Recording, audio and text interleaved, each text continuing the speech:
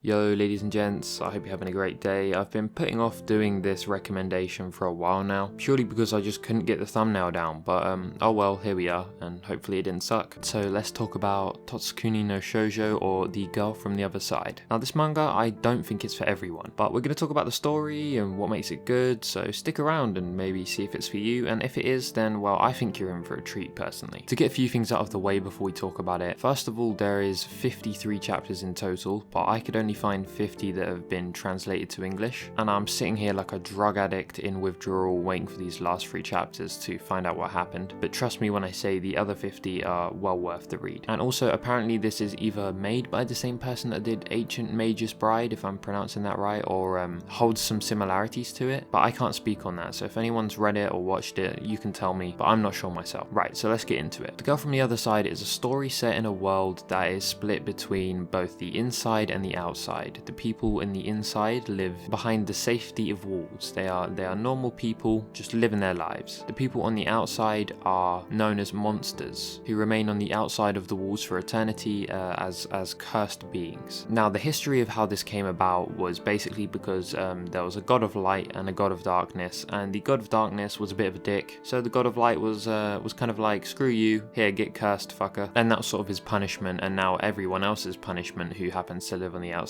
Those on each side are told that they should never cross into the other side, for if you do, then you'll be cursed. If someone from the inside goes to the outside and comes into contact with one of these monsters, then they will also be cursed and sort of, like become one of these weird black creatures. Now the story we follow is a girl called Shiva, who was abandoned on the outside, but one of these monsters, who she refers to as teacher or sensei, happens across her and decides he's going to keep her safe and look after her while she's living on the outside. But Shiva is sort of eagerly awaiting the return of her auntie, who she is convinced is going to come back to get her one day. And when the truth around this sort of comes to light, that's when the mystery and the actual story kicks in. Also, for some reason, I've seen in some translations she's referred to as grandmother, but I'm sure in the very official translation I'm reading, she's called auntie. So I don't know, it's a weird thing to change in the translation, but just in case you guys see it, I'm pretty sure auntie is grandmother. So yeah, now this manga is very unique in a lot of ways. I say that one, the art is fairly unique, and also like the story and world building in general is just something, it feels like a story that isn't from anime.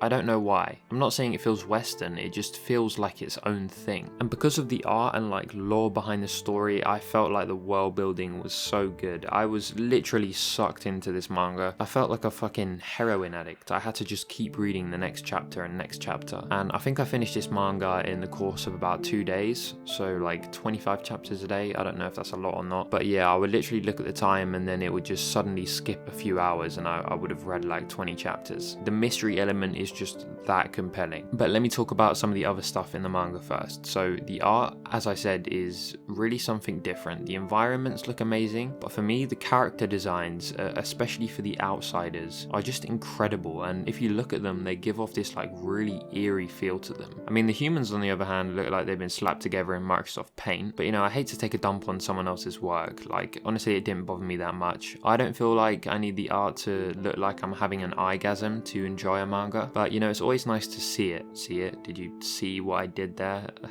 Okay, I'm not funny. Okay, so now you guys know about the art and you kind of know roughly about the story, but I'm going to tell you a little bit more about it just so you can kind of see if it's your thing. So really, as I mentioned, obviously the history of this curse is to do with the god of light and the god of darkness. Now religion and religious themes are kind of very strong in this manga, and it's sort of like a inside versus outside kind of type deal, where one group has their views about what's going on, like the people from the inside believe they're blessed by God and that the people on the outside are the cursed horrible beings, whereas there's also sort of like a religious group on the outside who are trying to achieve their own goal. And obviously the child Shiva comes into this because she has a bigger role at play, and basically she kind of gets caught in the middle of these two factions. So the reason I mention it is like this religion is because it's not like a magic, it's more like canon to the world. It's more like a disease rather than some sort of magical tale. And the story obviously involves this mystery around the girl, the teacher, and the world around them, the lore and the history, and unraveling the sort of true history of the world and information behind the curse, which is really interesting, and that's why I said it felt like I was sort of like a drug addict reading the next chapter, because I really wanted to know what happened next. I think if you read it, you'll feel the same. The two characters hold a very sort of special relationship too. I don't want to get into it because I hate spoilers, and I want to try and keep it as spoiler light as possible. But in essence, with the characters and the world, the biggest theme of this manga is truth. The truth of the world, the truth of how these two are connected, and the simplicity of sort of telling something that you think is a little white lie to keep someone safe, but in reality hiding the truth from people can do more harm than good in the long run. So that's like a major theme in this manga, and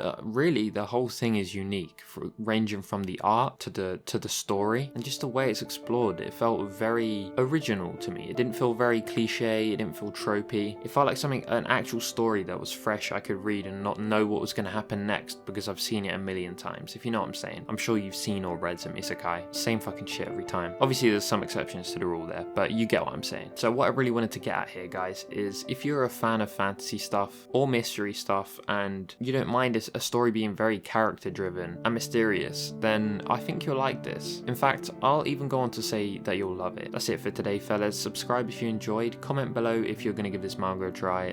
Oh yeah, maybe like as well or dislike, I don't know, whatever. Drink some water and take it easy. Peace.